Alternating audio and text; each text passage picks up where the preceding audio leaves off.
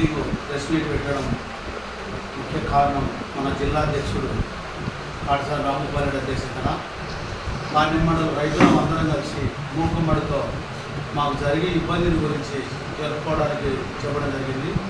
మేము ఎప్పటికైనా పార్టీలకు అతీతంగానే మాట్లాడతామే తప్ప పార్టీ ఒక పార్టీ అన్ని పార్టీ మీద పెట్టుకొని అవతల పార్టీని డ్యామేజ్ చేసే ప్రసక్తే లేదు. ముఖ్యంగా నేను తెలుగుదేశం పార్టీ వాళ్ళు చెప్పుకోలేదు ఒకటి, నిజానికి ఈరియా దొరుకుతుంటే ఈరియా కోసం వారి ఈనాడు పేపర్లో వచ్చింది మొత్తం కీలే దగ్గర అంటే ఒక 1000 మంది కాదు. అట్లాంటిది మీ సొంత పేపర్లోనే ఈనాడులో వచ్చింది, జ్యోతిలో వస్తుంది, రోజు వస్తుంది. వాళ్ళు ఏమన్నారంటే చంద్రబాబు నాయుడు వైఎస్ఆర్ పార్టీలో ప్రతిపక్షం కాబట్టి మాట్లాడగవాలి కాబట్టి ఈరియా మాట్లాడుతున్నారు. అసలు ఈరియా వేయాలన్నారండి, ఈరియా వేసే క్యాన్సర్ వస్తాయంటారు. ఈరియా వేసే క్యాన్సర్ వస్తాయని ఎప్పటి నుంచో ఈ నత్రజని లేకపోతే మన పంటలు ఏవి ఎదుగుదల ఉండవు. నత్రజని అనేది ఉంటేనే మీకు ఎదుగుదల ఉండేది. ఇప్పుడు 2020 చేసాం కాంప్లెక్స్లో 20% యూరియా ఉంటుంది.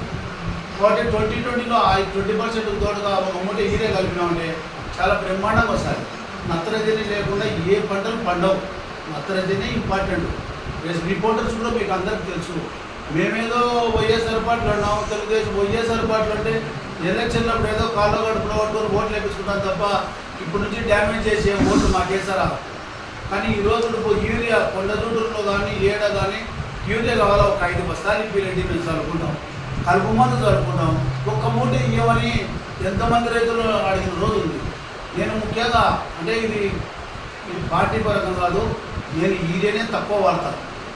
అంటే యూరియా కొద్దిగా వాడకుంటే జరగదు, తక్కువ వాడాలా.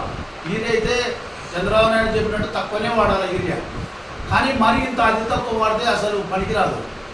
నేను ఒకటి కోరుతున్నా, నువ్వు 14 సంవత్సరాలు ముఖ్యమంత్రిగా చేసినావు. నీకు యూరియా వీడికి ఎంత నీళ్ళు ఉన్నాయి, ఎన్ని లక్షల ఎకరాలు ఉంది, ఎన్ని లక్షల ఎకరాలకు ఎంత యూరియా కావాలని కూడా మీకు సప్లై చేయలేకపోతే రైతుల ప్రభుత్వం కూటమి చేసాం. మీరు రిపోర్టర్నే అడుగుతున్నా, మీరే చెప్పండి.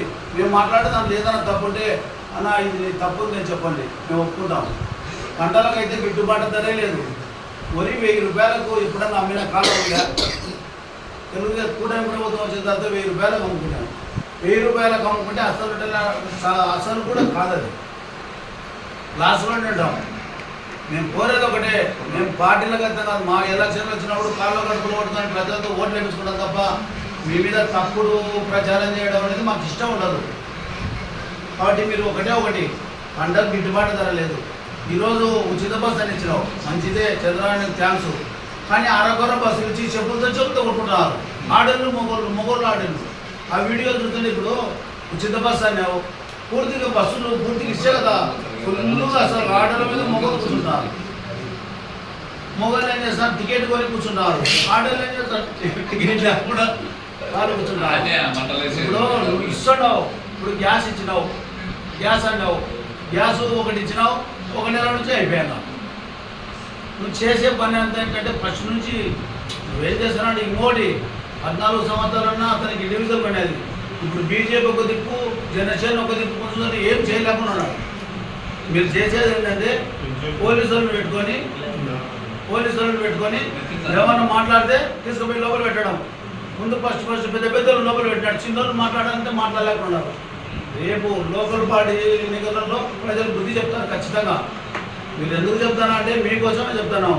ఈ జగన్మోహన్ రెడ్డి కూడా ఆయన కొద్ది రోజులు ఉండు స్వామి అంటే ముందు నుంచో మొదలుపెట్టాడు, అని చేసుకుంటూ పోతున్నాడు. నష్టం వస్తుందని చెప్పినాం మేము. కొద్ది రోజులు ఉండు, ఆయన పరిపాలన చూసిన తర్వాత మనం ఎట్లా చెప్తామని చెప్పడం జరిగింది.